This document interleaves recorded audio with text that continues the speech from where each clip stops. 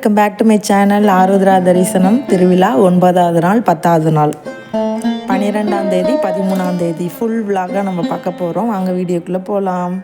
12ஆம் தேதி காலையில் ஒரு 11:30க்கெலாம் நடராஜருக்கு, சோமஸ்கந்தருக்கு, சிவனுக்கு 3க்குமே அபிஷேகம் ஆகும். நடராஜர் இருப்பிடத்திலே அபிஷேகம் ஆகி தான் வெளியில் திருவாதிரைக்கு அங்கே நடன மண்டபத்துக்கு அபிஷேகத்துக்கு எடுத்துகிட்டு போவாங்க. அங்கே எப்படி அபிஷேகம் ஆகுமோ அதே அபிஷேகமும் இங்கேயும் ஆகும். நைட்டு விடிய முழிச்சிருந்து பார்க்க முடியாதவங்க இங்கே இப்போ காலையில் நடக்கிற அபிஷேகத்தை பார்த்துக்கலாம். நான் எப்படின்னா காலையில் முக்கியமான அபிஷேகம் மட்டும் பார்த்துக்கிட்டேன். போய் ஃபுல் அபிஷேகமும் காலையில் நாள் காலையில் பண்ணுற இதில் பார்த்துக்கிட்டேன். நைட்டு நான் ஆடி முடித்தோன்னே அபிஷேகம் ஆரம்பிப்பாங்க நடராஜருக்கு. நான் காலையில் எல்லாம் முடிச்சுட்டு தீபாரதனைலாம் பார்த்துட்டு அலங்காரம் பார்த்துட்டு வீட்டுக்கு கிளம்பும்போது கரெக்டாக இந்த இடத்துல தான் அபிஷேகத்துக்கு மாக்கோலெல்லாம் போட்டு வச்சுருந்தாங்க. இங்கே தான் அபிஷேகம் நடக்கும், நடனமும் இங்கே தான் நடக்கும். மேலே அபிஷேகம் நடக்கும், 108 அபிஷேகம். இங்கே ஃபுல்லாக க்ரௌடாக இருக்கும். நைட்டே பார்த்திங்கன்னா கொஞ்சம் கொஞ்சமாக எல்லாம் வர ஆரம்பிச்சிருவாங்க. அவ்வளோ க்ரௌடு இருக்கும். பார்க்க சுற்றி எல்லாம் ஒரு இடம் கூட பாக்கி இருக்காது. ஜனங்க அவ்வளோ இடம் ஃபுல்லாக எல்லாம் கும்பலாக தான் இருக்கும்.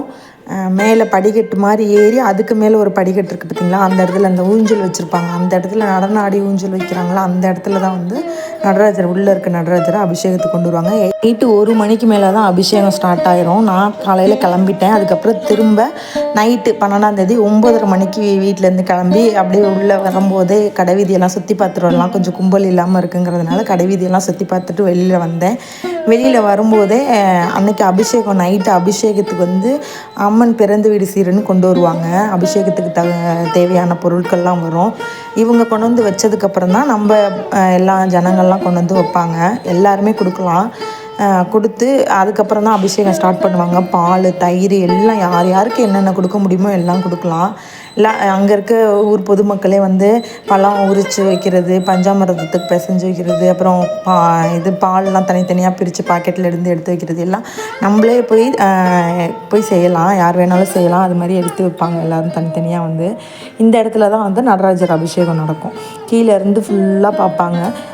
கீழே அங்கே எல்லா இடத்துலையும் உட்காந்துருப்பாங்க. அடுத்து நைட்டு கடைசியாக சோமஸ்கந்தருடைய நடனம் இது.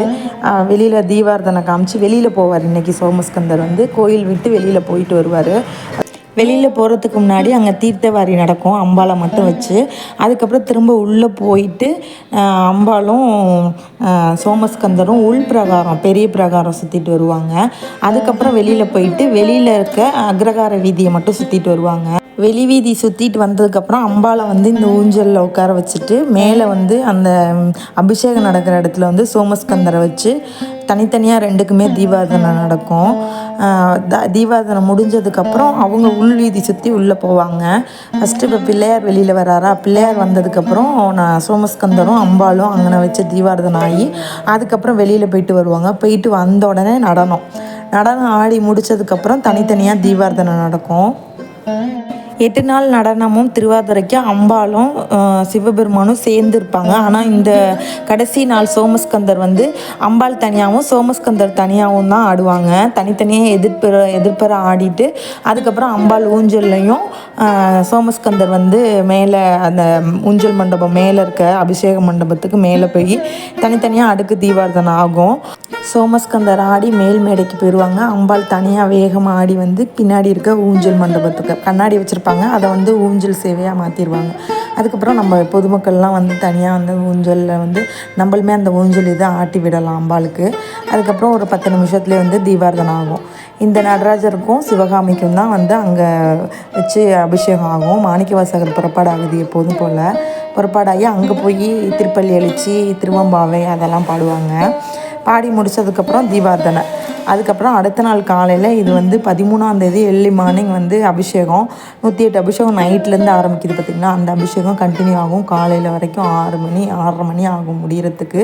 நான் முக்கியமான அபிஷேகம் திருநீர், சந்தனம், அப்புறம் காவேரி தண்ணியில் கும்பம் வச்சுருப்பாங்க. அந்த அபிஷேகம் மட்டும் பார்த்தேன். க்ரௌடு பார்த்திங்களா எவ்வளோ க்ரௌடுன்னு.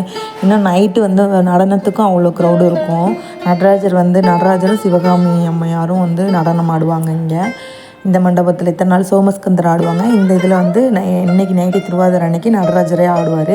இவர் வந்து குறிப்பிட்ட நாள் மட்டும்தான் வெளியில் வருவார் வீதி விழா நடராஜ பெருமாள். இந்த திருவாதிரைக்கும் கண்டிப்பாக தேர் ஏறி வெளி வீதி தேர் பிரகாரம் வெளியில் பெரிய தேர் பிரகாரம் இருக்குது, அந்த வீதியெல்லாம் வெளியில் சுற்றி வருவாங்க. இது முடித்ததுக்கப்புறம் மலர் அலங்காரம் பண்ணி தீபார்த்தனை காட்டுவாங்க. இது காலையில் ஏர்லி மார்னிங் 6 o'clock முடிஞ்சிடும்.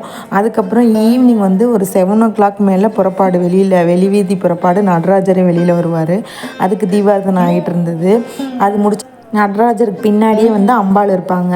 அம்பாளுக்கு தனியாக தீபாரதனை ஆகி அங்கேருந்து வெளியில் வருவாங்க. அது செண்டி மேலெல்லாம் வச்சு வெளியில் தேர் ஏறி தேர் வர்றதுக்கு திரும்ப வந்து நைட்டு 12:30 மணி ஆகும். அதுக்கப்புறம் உள்ளே வந்து மட்டையடி திருவிழா நடந்து அதுக்கப்புறம் உள்ளே நடனம் ஆடி அவர் எப்போவும் இருக்க இருப்பிடத்துக்கு போய் விடையாத்தி பண்ணுவாங்க.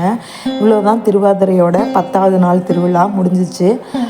அதுக்கப்புறம் நாங்கள் தேர் சாமி புறப்பாடு ஆனதுக்கப்புறம் நாங்கள் எப்போதும் போல் கோயிலில் கொஞ்சம் சுத்தலாம் சுற்றிட்டு உள்பிரகாரம்லாம் எல்லா சாமிங்களையும் பார்த்துட்டு அங்கேருந்து வெளியில் கிளம்பி கடைவீதி கோயிலுக்கு அந்த ரைட் சைடில் அந்த சைடு வந்து கடைவீதி போட்டிருப்பாங்க. அது நேற்று காமிச்சாலாம் அந்த கடைவீதி நேற்றை விட இன்னும் கொஞ்சம் கூட்டமாக இருக்கும்.